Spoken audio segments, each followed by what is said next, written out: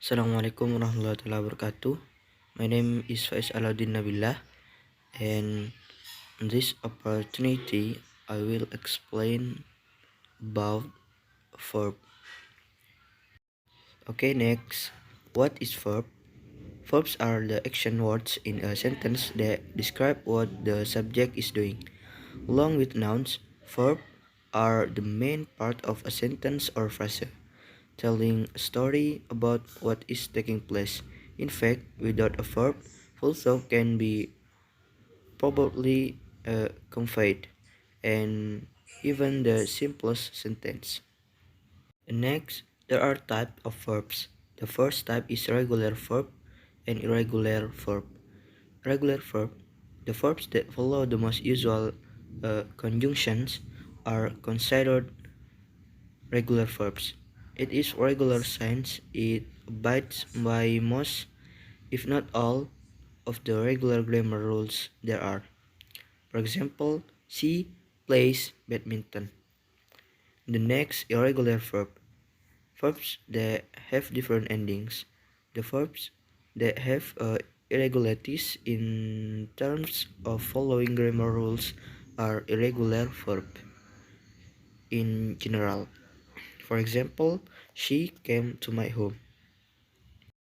Next is transitive verbs and intransitive verb. Transitive verb, the main verb that takes a direct object sitting right after it would be a transitive verb. They usually construct the most straightforward of sentence. For example, Budi went to the beach, and I miss visiting my grandmother's home. And next is intransitive verb, the main verb that does not take a direct object specified right afterward, and rather there is an indirect one mentioned somewhere along the line is called an intransitive verb. These verbs often make the corresponding sentence incomplete. For example, she loved and I ran. And next is finitive and infinitive verbs. Finitive verbs or finite verbs are the actual verbs that are called the roots of sentence. This is a form of a verb that is performed by or refers to a subject and use one of the 12 forms of tense and change according to the number person of the subject. For example, he is sleeping. Sleeping is the infinitive verb, and they sit.